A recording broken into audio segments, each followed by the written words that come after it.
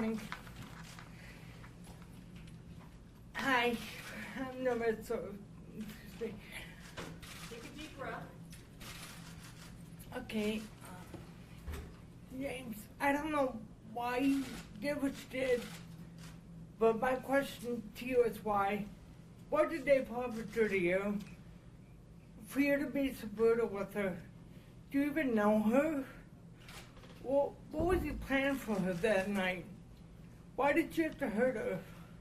Just because she ignored your advances? Did she deserve to die? What made you so darn special? I hope you can never sleep without dreams tormenting you. I hope you can't ever eat because you have no appetite. I hope the rain pierces you like bullets. I hope the sun burns you like fire burns skin.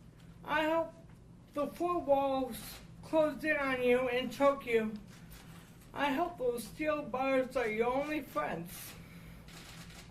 I hope when you close your eyes, you see only April over and over and over again. You will die behind those bars, alone. I hope that the inmates know exactly what you did, because I hear their punishment can be very ugly. I hope they save all their rage and anger just for you. You, James, are a damn thief. You stole my beautiful daughter's life, and you stole the rest of mine. April was a beautiful, kind, giving, and loving young lady. She was loved by all that knew her and all those that she touched. She was beautiful both on the inside as well as the outside. You stole her future and all that she had to give from her and the rest of this world. April would have started high school in the fall, and she was so very much looking forward to that. She was excited as well as I was for all the opportunities that were ahead of her. She was looking forward to being more independent than she already was. You denied her the opportunity to graduate high school and to move on to college and to grow and to develop a career of her choice. She wasn't sure what she wanted to do for a career, but she was only 14, and she was only 14, and that is what high school was all about. She loved animals, nature, and a reflection. She wrote poems, short stories as a way to enhance her creativity. April was a good student. She enjoyed her studies and learning all about the aspects of our world. She enjoyed learning German. One day, she thought she could further develop her language skills overseas. She loved dressing up nicely and taking care of herself. When she believed in something, she started out for that issue or person. I was very proud of her. She was my world, and I loved her, and I will miss her greatly. April loved spending time walking, caring for her dog. She was very shy, but yet she had close friends she could count on. Friends that she trusted. She trusted her boyfriend, Austin. Although they were very young, they cared for each other very much. I was in awe how much Austin really was devoted to April and how much he was there for her. And April encouraged Austin to be the best that he could be. April tended to bring out the best in everyone that came into her life. You stole April's chance to experience being a wife, a mother. She would have been a great mother too. She loved and cared for all her younger cousins, from babies all the way up to preteens. And she had so much patience with them. April wasn't a very deeply religious person, but she did believe in God. She loved working with the children of our church and the youth group. She was great with them. She would have made a great teacher or a counselor. You also stole from my family and me. You took from us the joy of seeing her grow and mature into a wonderful young woman. She was a child. I will never get to see her graduate both high school and college. I will never see her get married and have children of her own, if that was what she chose. My life totally changed since April was killed. I have periods of depression and anxiety. I hold a lot just to keep moving every day. My life will never be the same. I will always miss April and will continue to hold her in my heart. I have never thought this could happen to my daughter or to me. I know that the Bible tells us that we are supposed to forgive those who wrong us, but what you took from us is unforgivable. You have a lot of people to apologize to.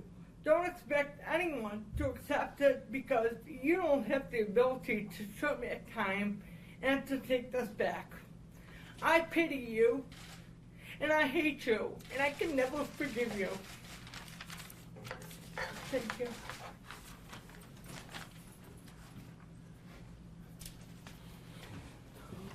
No one else to speak out of your family. Who would you like to say on behalf of the family?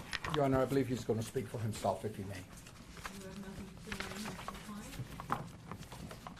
He's just planning on pursuing all his appellate rights, and given the statutory obligations on you to sentence him to mandatory life, I don't think it would make any sense for me to say anything. Thank you for the opportunity. What would you like to say, Mr. VanCallis? Am I given permission to speak, Your Honor? Speak to me, Mr. Well, first off, is that there is no evidence that shows that I have done anything wrong. There is nobody that can say they've seen me commit any crime on July 24th, 2014. There is nobody that can ID or has ID'd my motorcycle as being on that trail that day. None of the witnesses could positively identify me. They said that they seen eyes, which is, if that's the case, how many people have eyes that are that shape? Nobody said that they seen a color of eyes. Nobody positively ID'd my motorcycle helmet as being the helmet that they seen that day. Nobody sat there and ID'd the clothing that I was wearing to exact. Nobody ID'd the shoes that I was wearing to exact on that day. This is a sad chain of events that somehow I'm wrapped up in. I don't know how to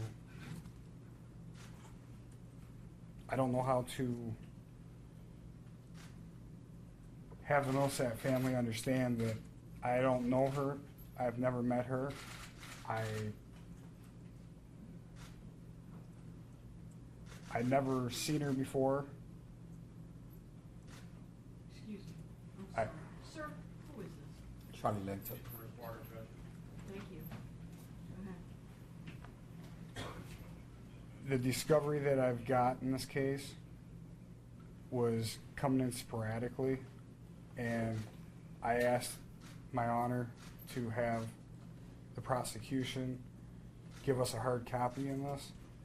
You asked him if he understood in pretrial conferences. He agreed that he understood and that he would do it by that week's end. 5 weeks later, he did not give it to me. He said that under law, he did not only provide a way to give it to us, not to actually give us a hard copy. When we finally did get the actual crime scene photos that were alleged to be child pornography, they showed a completely different scenario with completely different clothes, with completely different disarray that was not consistent with the original discovery that we got. I tried addressing this to the court, and my honor told me that I am not to address this court, I am to speak through my attorney. I addressed it to my attorney. My attorney did not address it to you. I'm asking you to ask my attorney to state on the record that these are actual and factual things that I'm speaking, that the discovery that we got was not the exact same discovery that we were later given, to where it shows two different bodies and two different types of clothing. That one is consistent with what the eyewitness that found the body said that she was wearing, which a couple other witnesses said that they seen her on the trail wearing, which was the top that was either a white or a pinkish colored top. And what they showed in discovery was a completely different colored top that was with, the body was without a bra. And the later photos that we got that you allowed us to have, that they alleged to be child pornography photos, actually showed where the victim or the decedent was wearing a bra and her top was lifted, versus the discovery that they gave us to where the top was pulled down to the waist and it was a different color top with no bra on.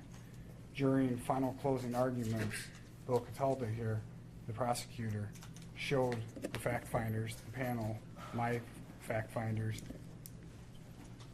the photo.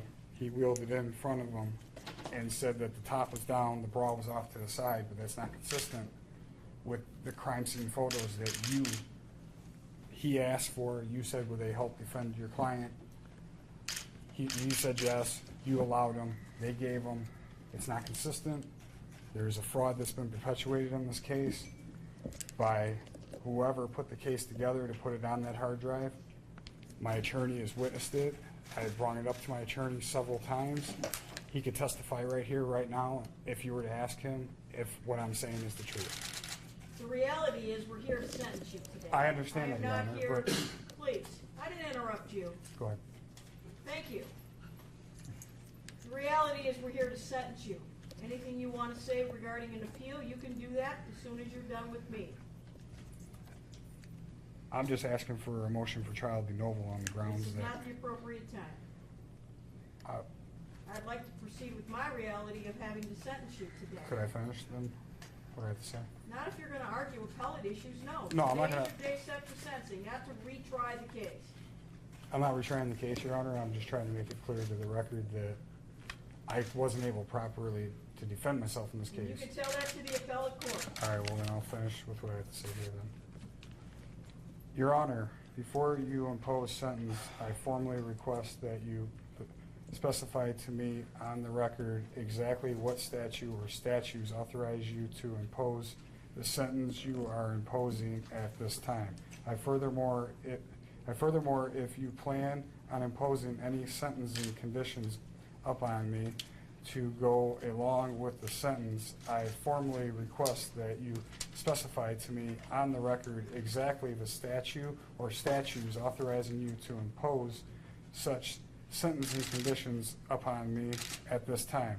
I am aware that all judges must comply with enhanced legislate when imposing sentencing upon convicted defendants. Therefore, all sentences and sentencing conditions imposed within the state of Michigan must possess statutory authorization to be legal. I am also aware that I have a constitutional right to due process of law, which is guaranteed by the 5th and 14th Amendment of the United States Constitution.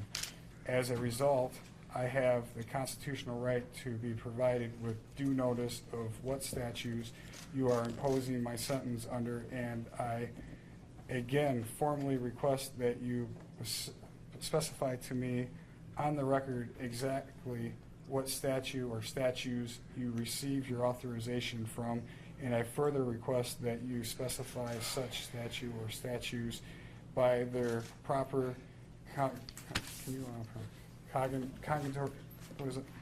Codified citation. codified citation to prevent any confusion concerning your judicial intent I also demand a new trial. I reserve all my rights under the United States Commercial Code 1-308, all rights reserved. Policy of the State of Michigan favors individualized sentencing for every convicted defendant. The sentence must be tailored to the particular circumstances of the case and the defendant. In tailoring the sentence to the defendant, the court has gathered detailed information about the defendant. The court is satisfied with the liability of the information received, satisfied that it is reasonably up to date, has determined his competence, sentencing consideration, and has resolved any challenges as to its accuracy in favor of the defendant. The charge. You were found, let's first start off, guilty of the following charges by a jury of your peers on February 8th of 2016. First-degree felony murder, kidnapping, criminal sexual conduct, assault with intent to commit sexual penetration. Specifically, for your request, the statute citation for homicide is 750.316 MCL 750.316. The statute for felony murder is MCL 753.161B. The statute for kidnapping is MCL 750.379. And the statute for criminal sexual conduct, assault with intent to commit sexual penetration is MCL 750.520G1. So those are your statutory authorities upon which you were convicted. I, by law, am empowered with the ability to render today for you a sentence in accordance with law. As to the charge of first-degree murder, it is the sentence of the court that you serve life in prison with no chance of parole. And that would be count 1. As to count 2, felony murder, it is the sentence of the court that you serve life in the Michigan Department of Corrections with no chance of parole. With respect to count 3, kidnapping, it is the sentence of the court that you serve 225 months to 480 months in the custody of the Michigan Department of Corrections. With respect to the charge of criminal sexual conduct, assault with intent to commit sexual penetration, it is the sentence of the court that you serve 80 months to 120 months in the custody of the Michigan Department of Corrections. With respect to the sexual assault charge, it's the further sentence of the court that you must register as required by the Michigan Sex Offender Registration Act to comply with all the requirements of that act. You must also have a HIV test. Each count carries with it a $68 state fee. The file carries with it $130 crime victim rights services fee.